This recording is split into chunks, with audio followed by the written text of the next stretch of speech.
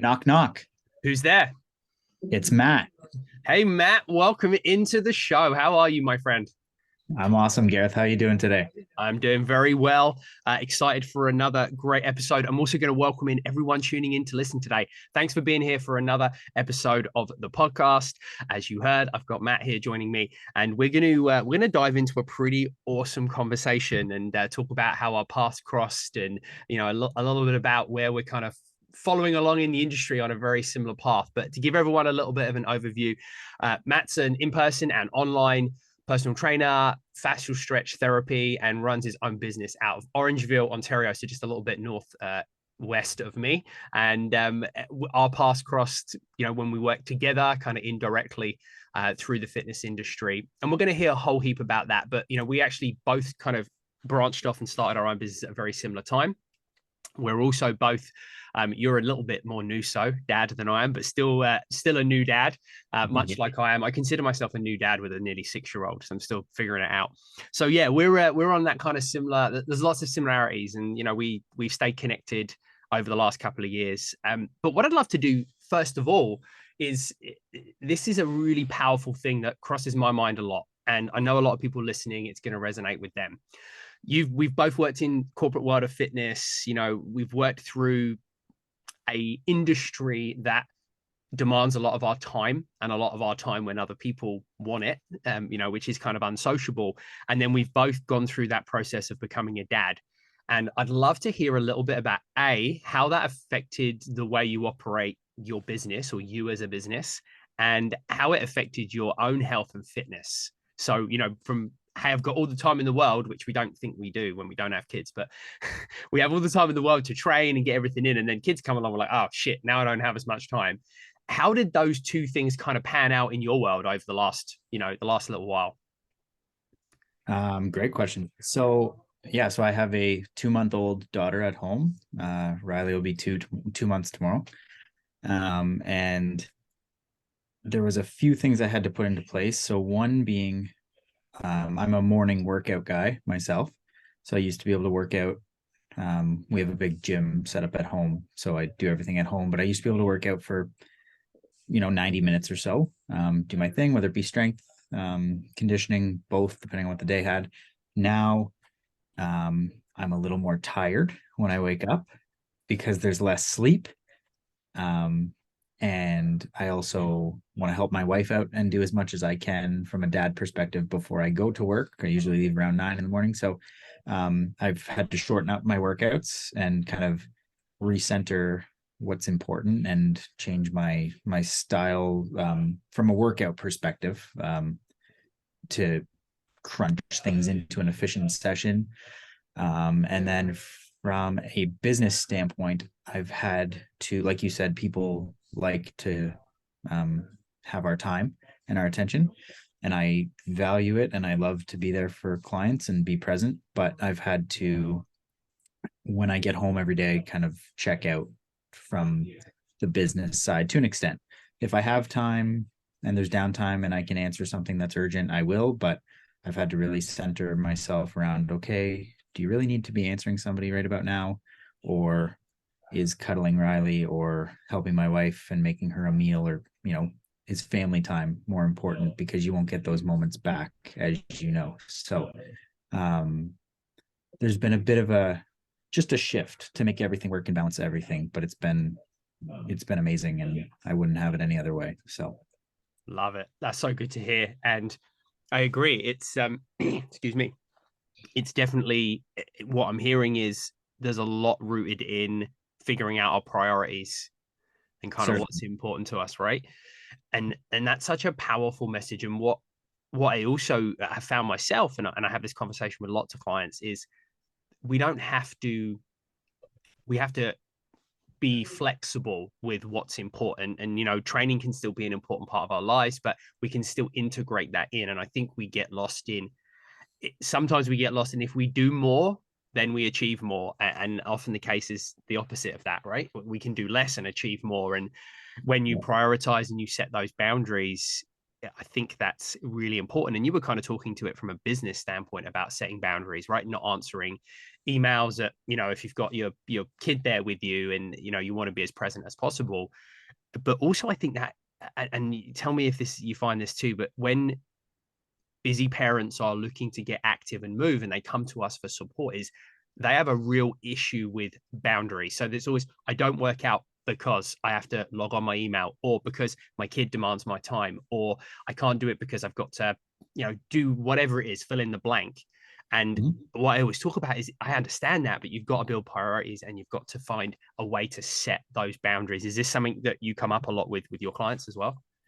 Sir, yeah, absolutely. And I've tried to, now that I have so much more empathy the last 2 months of what my clients that are parents, whether they're new parents or kids that are a little older, I've started to realize what they meant all along. Like I could understand it from afar, but now that I'm truly experiencing it, I've been able to show them, like, I'm very organized with my schedule, almost down to the minute every day sometimes. And I'm like, if you can just plot it out, whether it be like sessions with me help and appointments and whatnot, but setting boundaries and prioritizing a little bit of your day towards your health and wellness so that you can be that leader of your tribe as a parent, right? Like, to fill your own cup so that you can look after the other things, but being able to juggle it all and prioritize a little bit of exercise every day, making healthy meals, being a good role model for your child.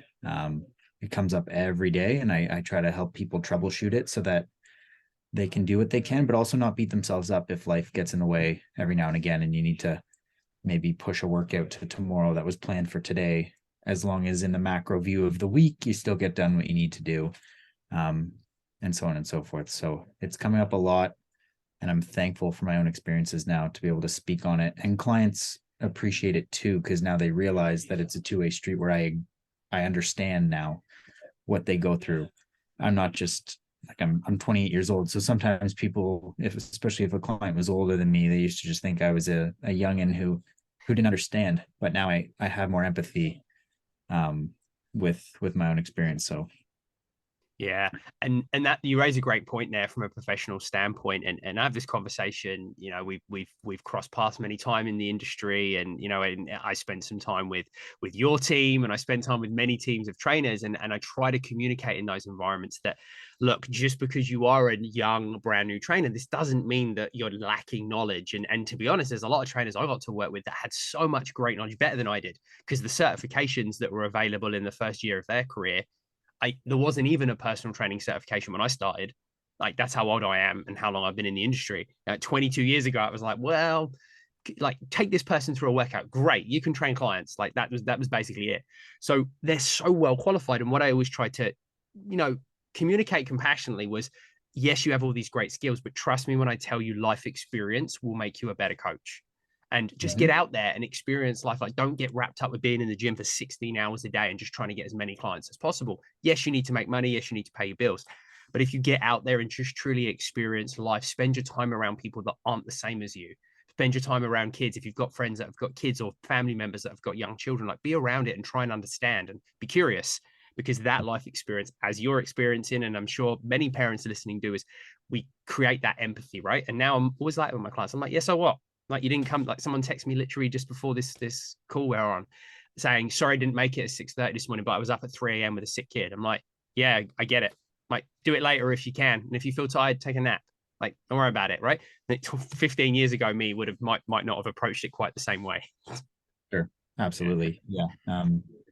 Those life experiences are key, and that's why I love doing what we do for a living, with working with clients from all different walks of life and being able to gain some wisdom and life experience from conversations with clients too. It's the best. Like, I've learned so many things about life and parenting tips and like all these things from clients that I'm forever grateful for doing what we do for a living. It's the best. Yeah, it's so valuable. And if you take the time to move beyond hearing what people have to say and really listening, you like you said, you truly do learn. And I didn't learn that till a little bit later in my career. I wish I'd learned it earlier, but I'm fortunate that I've had many more years since then to absorb all that information. Something else I think is powerful to talk about, and I want to loop back to a little bit. So we mentioned that, we heard you're 28, you're a new dad, you've been a business running for a couple of years, which is incredible at, I'm going to say, at a young age, in relation to me. But how You're not that old. not that old, not just 41. So it's going a bit grey on there, as you can see. But with leadership, this is something that always kind of goes through my mind. I was very fortunate to be trusted with some leadership roles very early in my career. I wouldn't say I did an incredible job, but it taught me a lot of lessons. And I was also very fortunate to be given the opportunity to teach in an education environment very young, about 25, I think, when I started. So that was always something that really was a challenge for me. I'd love to hear your experiences with going into leadership. Like when we both worked in corporate fitness, we both worked with Good Life, and you were in a leadership role very early. But I always appreciated your ability to communicate well, even at what was a young age. You would have been, what, 25? Probably when you were in that leadership role. So that's pretty young for a leadership role, but you always seem to have just a great approach and a really open mind to everything that I was bringing in as part of a leadership team, and obviously everything around you and the way you kind of conducted yourself. What got you ready for that, and how did you kind of navigate that at such a young age? So I can attribute it to my sports that I had played when I was a kid. I played lacrosse and hockey my whole childhood, and was fortunate enough to be a leader on a lot of teams that I played for. I guess just I have good work ethic and can communicate with teammates and get them pumped up and lead by example. So I had all the intangibles that made me a good leader in sports, and why I'm thankful for sports, because it's made me a good professional later in life. I value sports and athletics and what they can do. So I think that prepared me a lot. And then, like you had mentioned, I became a fitness manager with Good Life Fitness. When I was around 24, 25. And so I guess I was just ready from my past experience. I was young for a role like that, but started playing lacrosse when I was 3 years old. And so I'd been a leader, so to speak, all my teenage years. Was fortunate enough to get a scholarship to go to university in the States for lacrosse. So played at very high levels, was able to handle pressure, able to communicate. Just like I said, learned all these skills that made me ready. And I can thank my parents for teaching me good communication and knowing that you can always learn something from someone in the room. So I should be open to everything that Gareth is bringing forth to me in regards to team training and everything else that we used to talk about, because you are the expert in that field. You know more than me, and I'm here to learn something from you. I never ever in my life, and never will, try to think that I know everything or that I'm the best. So treat everyone I interact with as if they can bring value to my life, and be open to it. Yeah, that's huge. And that talks a lot to,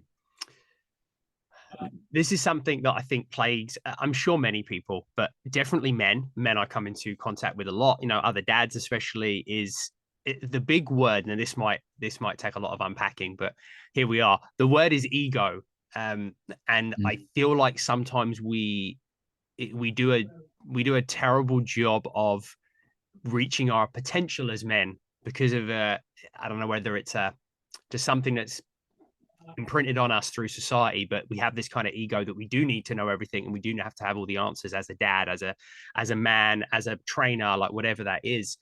Do you think your experience with sport, working in a team environment, and the adversity that comes with sport, because that's kind of what we're talking about, right? That mental resilience comes from having to lose and pick yourself up and going out there again. Is that something you think you'd credit with the kind of lack of ego that you have as the way you present yourself in the world? Like, you can walk into those environments and say, hey, I'm here to learn. I'm here to learn to be a better dad, to be a better trainer, whatever it is. That I find is a real sticking point for a lot of people. Do you think that's where it came from, or do you think that came from somewhere else? No, I think it definitely came from that. Like you had mentioned, in sport, you win and you lose, and I've lost a number of times and made mistakes, and had a lot of coaching. Like every team has a coach, so I've had a lot of coaching and constructive criticism that actually when I was a younger kid, I didn't used to take constructive criticism well. And I learned the hard way that isn't necessarily the way to go about life. People are here with your best interest in mind and trying to help you to be a better human. And so that adversity certainly helped me later in life. And I still do catch myself, even more so now that I've become a dad the last 2 months, but trying to be the, like you said, the problem solver, the fixer, I need to know everything, which sometimes I can get frustrated, but then I just have to recenter myself and realize that I don't know everything, and that's okay to not know everything. And you learn as you go, and adversity and obstacles are just stepping stones to future success, if we want to use the cliche term, but I do believe it's true. Yeah, we inadvertently sometimes, because sport, I'm sure you didn't go into sport at 3 years old thinking I'm going to create all this adversity in my life and it's going to make me mentally resilient, because we don't always do that. But one of my good friends has a saying, and his saying is that you need to live a life of creating adversity. And as an adult, we're conscious about it, but put yourself in those environments. And I think when we're able to do that and we're able to say, hey, I'm okay going into this and failing, and getting that feedback and being at it, and I've been doing that for the last 2 years in business, um, is failing and then figuring out and saying it's okay if you make a mistake. And I think when it comes to men and their health and fitness, is so many of them want to just go in the gym and do chest on Mondays and back on Tuesdays, because they feel like this is what kind of everyone does. And when we're able to ask for help and get that support from a coach, we can find out. And what I'm trying to say is the unwritten kind of things that you get from having a coach is these things, these mental resilience tools, these way to, I always say this to my clients, like, message me anytime. Like if something comes up, you're having a crappy day and you need to just say, hey, I'm having a crappy day. Like, that's okay. Like I'll try and, lead you on the right path to help you with that. It's not just about sets and reps and macros, and people miss that a lot. Yeah, absolutely. Yeah. It's so much more than that. Yeah. And that's really powerful when you hear that as a coach as well, because let's be honest, the other end of that is me having days like I did the other week. I actually sent a voice note to one of my clients, my nutrition clients, to say thanks so much, like you really helped me yesterday by sending me that note. I can't even remember what it was, but I was having a horrid day, and you get in that like self-doubt cycle, right, where you're like, I feel like people aren't getting what they want, or they're having issues with their plans, or they're having an off week, and it's my fault. And she just sent me a really nice note. And I said back to her, this is great. This really helped me. So inadvertently, you've coached me through something. And that was so powerful. So know that, we're not, I think I made a post about this a few weeks ago. We as coaches aren't turning up because we're perfect. And we're not turning up because we have all the answers. We're here because we just want to help you and support you. And it helps us grow as well in the process. Yeah, absolutely. Yeah, we care about our clients, and the best trainers in the industry or best fitness professionals have that caring and the client's best interest in mind, and here to learn and grow as a unit. Yeah. And I think that it talks to the way we approach it as professional, right? We don't have to know everything, we don't have to have every certification, and we don't have to have it all figured out before we can go out there and make a difference. And this is kind of like people's fitness journeys. I think we get paralyzed by that search for more knowledge. So if I find out more stuff, I'll be able to achieve my goal. I'm like, no, kind of what you need to do is show up for the right reason, and things will fall into place. Or that's where you get a coach to help you. But trying to figure out more stuff sometimes paralyzes us, and it can be really tough for a lot of people. I have this with nutrition clients a lot, is they feel like they need to know everything. I'm like, no, you don't. I'm like, that's why I'm here, to figure it out and help you and filter it through. So that's a really powerful tool for everyone to remember. So yeah, absolutely. So let's dive into the world of new parents and their challenge. We kind of listened to yours a little bit. I like that you shared that right off the bat, because that's really important for everybody to hear, that we all go through that and we all have to navigate those kind of changes. Outside of the things that you mentioned that you've kind of navigated, what do you find most of those kind of busy parents that are trying to fit it in, where are their biggest hurdles? What are things that you see the most with your clients and people inquiring about training? And how have you helped them navigate that stuff? So the biggest issues I've seen is having enough time, having enough energy. A lot of so I do train a lot of new parents, but it's mostly new mums in particular. They lose, or they say they've lost themselves in the journey of motherhood, and they're so wrapped up in looking after their child that they lose their own identity, or they lose the body that they loved before children, whatever the case may be. It depends on the client and what they come in with. And then yeah, trying to fit in time for workouts, the motivation to do them, what to do, so on and so forth. But all those things wrapped up into, they feel very overwhelmed. So I take over the responsibility of not simplifying, but taking the anxiety or the feeling of being overwhelmed and plotting it out for them from afar, so that they can see that it can be a lot simpler to change their life and to get back to their old self than they might think it is, whether it be just small habits that we build off of. I have a client that I'm working with right now, a mother of three, who just lost 50 pounds with me in 6 months, and was able to totally change her life and get back to a body she had before she was even married, let alone being a parent. And she felt overwhelmed, and we just simplified the process, so to speak. And I was able to make her realize that we can work with the energy you have. You can be your own self before being a mother.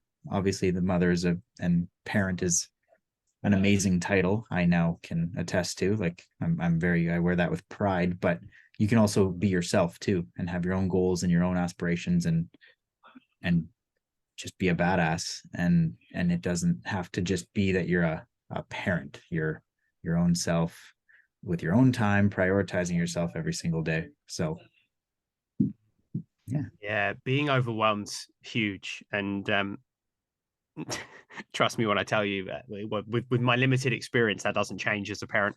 Um, overwhelming stays as part of the process. yes. So many important things. So, and I love this that you said, which I think is so powerful for everyone listening, is you expressed that when working with this client that you use as an example, is we're going to work with the time and the energy you've got. And we have this habit, and we all do it. I do it. I'm sure you've done it. We try and fix everything, and it doesn't need to be fixed. Like, this is, if you've got 20 minutes a day to carve out, then you can do 10 minutes in the morning and 10 minutes in the evening. We're going to work with that.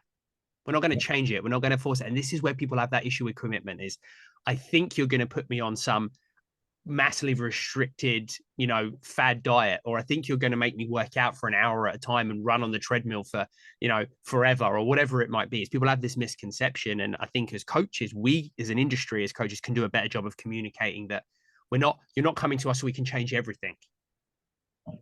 Right? You got this much time, you got this much energy. Let's just work with that. Yep. Yeah. We can take any amount of time that a client has and maximize it, I've now found. Now, did I used to say that when I was a younger, newer trainer? No, of course not. I've made mistakes along the way.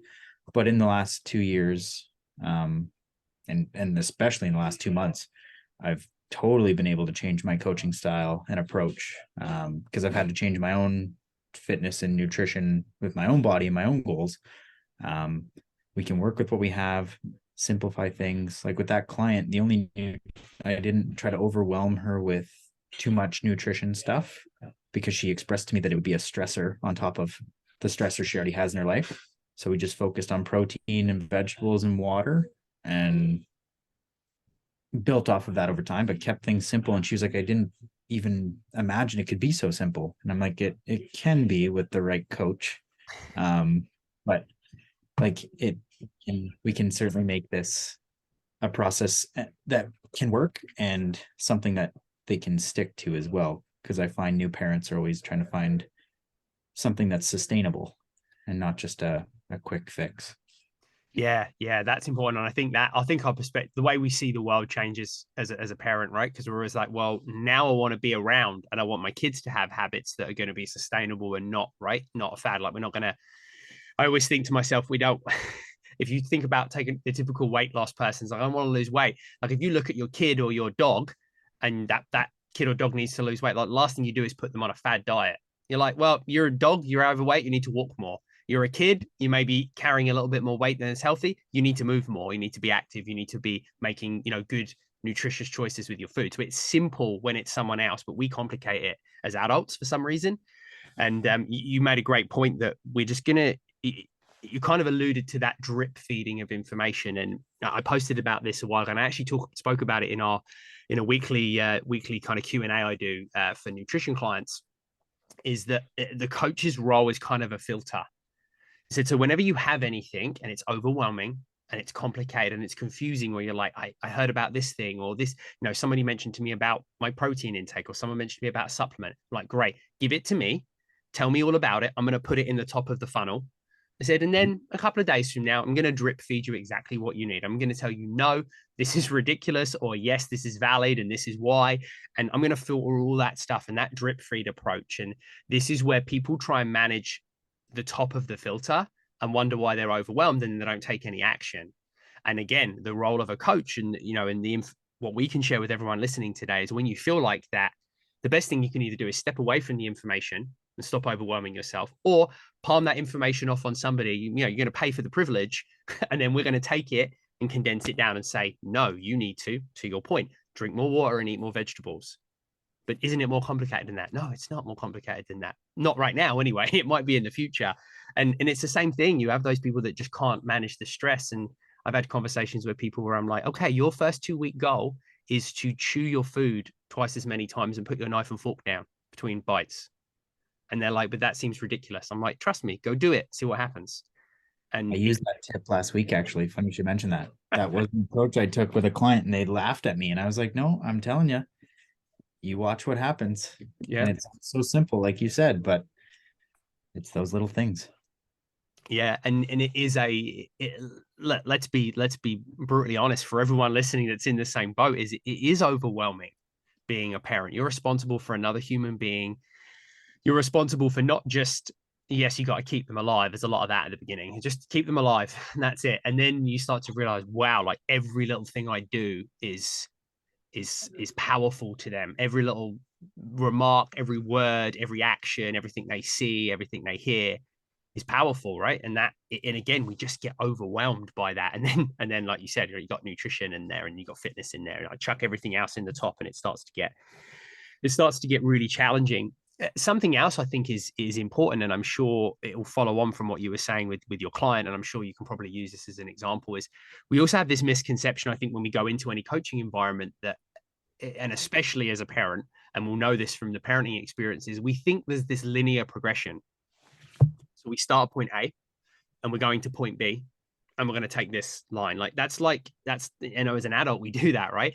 And then but our kids, like, we wouldn't expect that from our kids. You're going to start here, you're going to try something, you're going to fail, and then you're going to do it again and you're going to fail, and it's going to go up and down and up and down. And eventually you're going to get there. You're not going to open a book and be able to read the first time you do it as a kid. And we wouldn't expect that from our kids. But why is it that we expect that from ourselves? That's a big question. But if you have an answer to it, why do we expect that? Why do we expect linear progression when we step into anything new? Yeah, no, that's a great example you give about kids reading books. We would never expect a child to be able to perfect something off of attempt number one. And I don't know if it's perfectionism in society where people just want to be perfect because they think you have to be. I do notice it a lot with clients, especially weight loss clients. And as you know, like if I graph out a client's weight loss, like if they do a daily weigh-in or weekly, and I put it on a chart, it's never linear. Or if their goal is weight loss, it's never just straight down. There's always fluctuations for various reasons, as we know, and that's okay. It's all a part of a journey, and mistakes could be made, or life happens. Like nothing is linear. Training's not linear. Progress is not linear. Perfection is not linear. and people need to learn that that's okay. So that's kind of what I try to do with my tribe of clients that I work with, is make them realize you're perfect by not being perfect. And if you just trust the process, it won't be linear, but we'll learn from every mistake. We'll celebrate every good thing, and at the end of the day, we'll get what we want. And I will have whatever conversations need to be had to get you there, both good and or easy and tough conversations, whatever's needed. Yeah, you made a good point that, is it the kind of like societal pressure of being perfect? And I think a lot of it, and I don't know if it's a new thing necessarily, but because we have so much access to information, is I think it's a good note for us all to be aware of what we absorb, both what we hear, what we see. Not to completely bash social media, but in the world of social media, you choose what you absorb to view and look at, right? And that perfectioning can come. Well, everyone else is in shape, everyone else is lost weight on their journey, everyone else got there, and we think because we see a before and after, and this is why I have a big issue with the before and after picture thing, is there's no middle ground. This is what they look like when they started, this is what they look like when they finished. And that would be like putting your 50-pound client up and saying, well, we started here and then we took this magical journey from point A to point B and it was fabulous. And but that's not the truth, right? Like the meat of it and the important stuff is in the middle, and we don't see that enough, maybe. And and there are coaches out there portraying that, but there's also lots of places that aren't. And I think we get sucked into that trap. And I do it because I look at all the other fitness professionals and I look at their businesses and I'm like, oh, they look like they're doing really, really well. Oh, I bet they're making more money than our business is, right? We all do it. We fall in that trap. And then I'm like, it's ridiculous. I know that it's the highlight reel. And we're all in that space. So I think you're right. I think what we see and the pressures that are put upon us. But you made some really good points and something I love to talk about. Made a post about it yesterday. You spoke about celebrating all those little wins along the way. What does that look like in an average conversation with your client or an average journey for your client? Like, what do those moments of celebration look like, and what are they typically celebrating? A good example from yesterday, I have a client, a new mom. She has a 6-month-old at home who's currently sick and not feeling the greatest. So this client usually goes for a walk every day. And we train together twice a week in person, and I give her 1 or 2 workouts to do at home as well through the app that I use with the equipment she has at home. And because of lack of sleep, fussy baby, so on and so forth, the walks weren't happening Monday, Tuesday, or Wednesday. And she was able to get one in yesterday. So a little 20-minute walk. She texted me about it because she was proud that it happened. So she messaged me as her coach and said, "Hey Matt, just got the 20-minute walk in. Lovely day. Felt really good to breathe some fresh air." Like just the little things in life that we sometimes forget about. And then I gave her a quick voice note and just said how proud I was of her. Like, that's amazing. I know it's something that's important to you that for various reasons life got in the way this week, but don't worry about it. You're back on track. Love it. Can't wait to see you in an hour for our workout, kind of thing. Just something quick to celebrate the good habits, to not let her, she can be a client, and I'm sure you have these clients that maybe beat themselves up too much if one day isn't perfect or a couple days isn't perfect. And I can tell that she's like that. So I just nipped that in the bud and said, nope, you're awesome. You crushed it. Let's celebrate this 20-minute walk.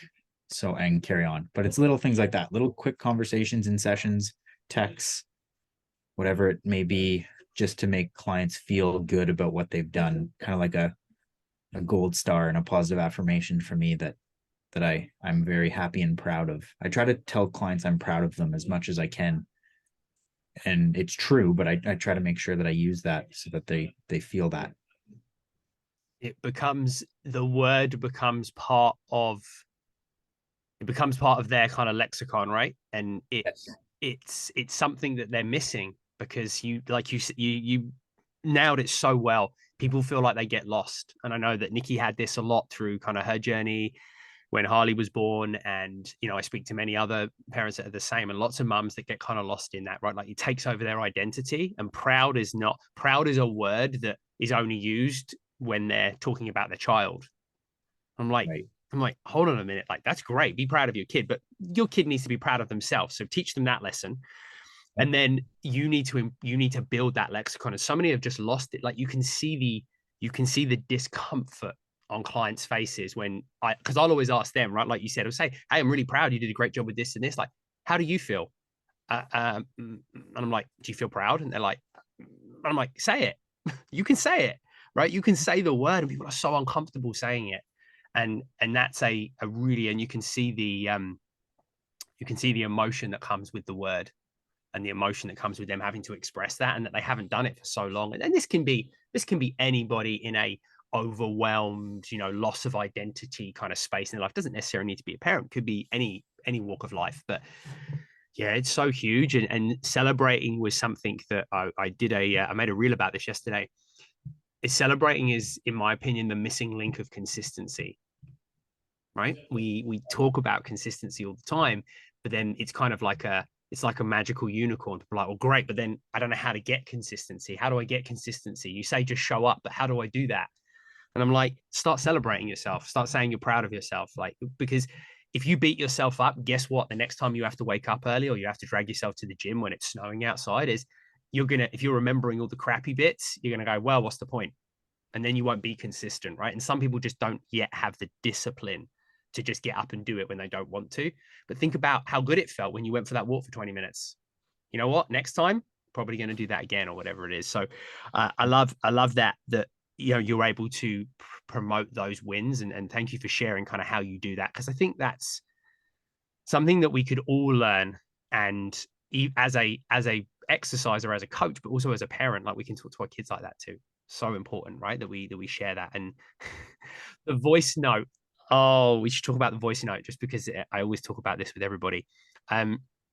Did it feel comfortable to you when I know this is a complete U-turn on the conversation, but when you started using voice notes with your clients or with other people through social media, WhatsApp, whatever it is did it feel comfortable for you to do that? Did it feel weird? At first it felt weird. Yeah. Now I'm good with it. Yeah. But at first it was odd. But then I started to realize that, as you know, like tone and whatnot can get misconstrued with text messages or emphasis, or I use exclamation marks a lot when I text people, and sometimes they think that I don't know, they miss it. So I just realized that the voice notes can be more personal, clients care more, and it can be a better flow. And people, I think it means more if I send a voice note that I'm proud of somebody than to just text them and say I'm proud of them. I find it's that personal little touch that doesn't take very long, saves my fingers from typing anyways, and it's just a nice little extra service gesture in our industry to have people feel cared for. Yeah, big fan. One of my clients, I remember this. I recorded an episode with one of our members a few months back, and I said, what's your experience? We're just talking about in general her experience with training and being part of our platform. And she said honestly, she's like, the main reason why I keep coming back and paying my money is because you care, and it makes me care more. And so I thought it was so powerful. Like, we don't think that us caring makes somebody care about themselves more, but that's huge. And a voice note is a good way. It's such a great rapport builder. And I just, the reason why I wanted to go back to it is because I know there's a lot of coaches and fitness professionals that listen to the show, people in your network that, have been led by you or been around you, invited the same for me, that are listening in. It's such a huge, but such a simple tool. And I always joke that I do it because it's convenient, because it is, because I just do it when I'm walking to get Harley from school. I'm like, right, I've got 7 people to get back to. I can record 7 voice notes in a 15-minute walk, and I'm not going to kill myself typing a text, right? Yeah. So it is convenient. Your voice note to me the other day, I could hear you walking. Like, I could hear some wind in the background. I was like, awesome. Gareth is either walking or running or exercising of some sort and messaging me back. I love this. Yeah. I'll do it like in between my sets, right? I'll be in the basement working out. I'll finish a set of something. I'm like, all right, send a few voice notes quick. I've got like a minute. I can do a couple. Yeah. I think but it also for our clientele particularly, and I'm sure all clientele, but the people that we're constantly talking to, is it makes you realize, like, I'll say that, hey, I know it's been a few hours since I got back to you, on the way to get Harley from school, thought I'd drop you a quick voice note. Like, I pre-frame it with them, because they hear that and go, oh, you know what? His life's a mad rush as well. Like he's walking out the door, 15-minute walk, and I'm leaving the house with 14 minutes to get there. And I'm like out of breath. And I'm like, if I'm huffing and puffing down the phone, I apologize, but I'm walking quickly. And they get it. And it goes to that point where it's so the empathy is there. So not only is it as a good hack as a coach and a good skill, but it's also showing a side of us that clients sometimes miss, or maybe they have an expectation that we're not like that. But yeah, we're just struggling along through the journey the same as they are, right? Yeah, we're human beings. We have our own lives, our own priorities and goals, and it's definitely good to pre-frame, like you said, to clients that we have things going on. Especially I've started to do it now, like I said at the beginning, with my boundaries of when I get home, I don't check my phone again until I'm either putting it on the charger for the night, or if Riley's sleeping and I feel that I have the time. And my clients have really respected it because I've explained why, and they're like, no, this guy's a dad, he's got a life, he's got football to watch, he's got whatever he's got going on in his life, and it's good to have that agreement.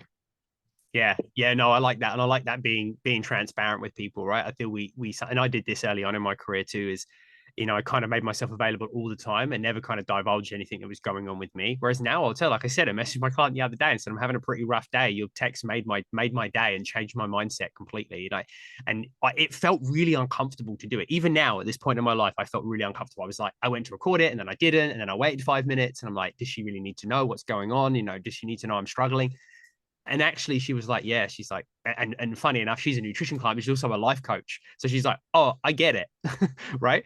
So there's, and it opens us up to that, and I always talk about if I've had, Harley's been up in the night or something, like I'll tell my clients at 6:30 a.m. And I always thought that they'd feel like I wasn't 100% in. If I turned up and I was like, I shouldn't share that I'm tired and I've had 3 hours sleep.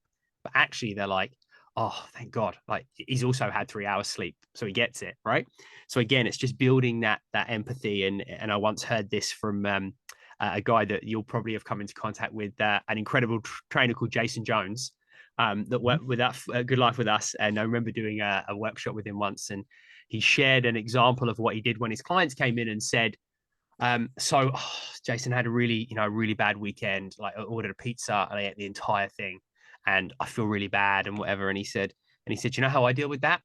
So I show you. So we did a little role play and he sits down next to me and I'm the client. And he says to me, he's like, wow. He's like, I really like pizza too. What flavor did you have? And I'm like, and he's like, so tell me. And I was like, I eat pepperoni. And, and he's like, wow. He's like, yeah, I really like pepperoni too. He's like, I always get this and this on my pizza. And he said, and even if I don't eat it, sometimes I try and eat it all. He said, because it's so delicious. But if not, I'll have the rest tomorrow. And that really taught me this skill and it just made it really tangible with an example. And I've used that throughout, right? So anyone comes to me with anything, the first thing I can do is connect, right? Oh yeah, I know it sucks, right? My kid threw up on me last week at 3 a.m. or whatever it is. Or yeah, you know what? I had pizza. It's really nice. And I'll post that sometimes on my page, right? I'll post a beer or a pizza or whatever. I'm like, this is human beings. This is what I do. I eat pizza with my kid on a Friday night because that's part of life. And so important that people hear that. I'd love to, we've kind of touched on this a little bit, but I think just generally overriding, and this is totally put you on the spot, but what would you say your top, if you were to give 3 top tips to somebody being successful with their health and fitness? We're going to be super generic, their health and fitness goal. Doesn't have to be busy parents, just for anyone listening that has absorbed what we've spoken about, but we've gone off on a few tangents here and there, is to really bring home 3 key things, or even 1 key thing that you would give someone as a general advice. Great question. 1, be consistent. I try to tell clients, I mostly work with weight loss clients, but I feel confident to train anyone with any goal, and I have trained many people with many goals, but I think any goal we have with our fitness journey involves consistency, regardless of what the goal is. So I'd say be consistent. 2, find something you're passionate about that we could stay consistent with, right? So I enjoy powerlifting and weightlifting myself. I thoroughly enjoy it and I'm passionate about it. So then I stick with that. So you need to find something, a style and a type of working out that you can stick with and that you enjoy. And then 3, I'd say hire a coach. If I was to give advice, and that's not just a plug to us fitness professionals that are taking on clients, which I am in the new year. But I think, like we spoke about earlier, with having someone to filter out all of the information at the top of the funnel and to be able to simplify things and make the journey seem a lot more feasible, to be able to stay consistent with it because you're not overwhelmed by it. I've had many coach, whether it be sports, powerlifting, weightlifting. I have a coach now. I think that those are key. And eat your vegetables and eat your protein. If I'm going to put in a 3B. Love it. Eat your protein and eat your vegetables. Oh, love it. That might be the episode title. Throw that in there. So simple, right? Be consistent. Find something you're passionate about, and if we can break down, get a coach. You just ask for help. Like, whatever that looks like, right? Like, ask for help. That, to be honest, we could just use that as a rule for life. They're the 3 rules of life, right? It's no different. And like we said, we overcomplicate things, but we don't need to. We can just be consistent in whatever you do. Try and do some stuff you're passionate about, because it will keep you on the right path. And ask for help every now and then, because we all need help. Absolutely. And I try to consider working out in the gym, as I'm sure you do, of course. Like, it's like life. It prepares us for life. And I tell clients at my studio, like, what we do in these 4 walls isn't as much important as what it does for you outside of these 4 walls. And being consistent in here helps you in life in various ways. Doing a deadlift is not just important because it looks cool and feels nice sometimes, but like, that's how you bend over to pick up your child, for example. Like, that's what matters more, or picking up your groceries so you don't get hurt. Like, there's, as you know, and that's why I love fitness so much, is how it transfers to life. And those, my 3 rules there that I gave you, are certainly beneficial in our lives. Yeah, absolutely. Such a powerful place to wrap up the show, and I'm gonna hand it back to you for any more thoughts. But before I do that, I just want to thank you for your time. I also know what it's like to have a 2-month-old, so I appreciate that sleep's interrupted, time is of a premium. But getting your insight and and hearing what you go through and what your clients go through is so powerful, because that's what people are looking for, right? Is that shared experience and knowing that they're not on their own. So I really appreciate your time. I've always appreciated you and just your kind of passion and your approach. So that's why we kind of connected and got on the show. And I'd love to just hand it back if you've got any final thoughts or anything else you want to share before we close off today. Well, if I could echo what you just said right back at you, I appreciate your time today. Very grateful for you and your wisdom throughout the years, and being able to remain connected. Like I told you when you asked me to be on this podcast, I've always looked up to you and your work ethic and your passion for fitness, and you being able to spread your wings and start your own business. So I'm grateful to you, and thank you again. And to the listeners, be passionate, live life to the fullest. Don't let life overwhelm you. It doesn't have to be overwhelming. And reach out and ask for help, like you said, if you ever need it.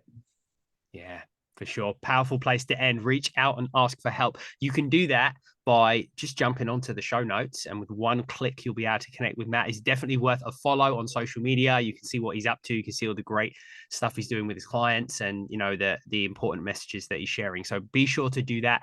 All of the links will be in there, so you can find him and connect to him. And if you're looking for some training, you're looking for someone else to connect to and maybe ask for help, if you're based nearby in Orangeville or even online, then definitely check Matt out. And you can also find all of our links there as well. So if you're interested in what we do at the Nock Academy, the links are in there. everyone tuning in, thank you so much. It means the world to me. It means the world to our business and everything we do that you are tuning in and listening to the show. And please share it with someone you love and care about. If someone else, another busy parent in your life, maybe that you think would really benefit from hearing this conversation between two dads about health and fitness and life in general, then please do that. It makes the world of podcasting go around.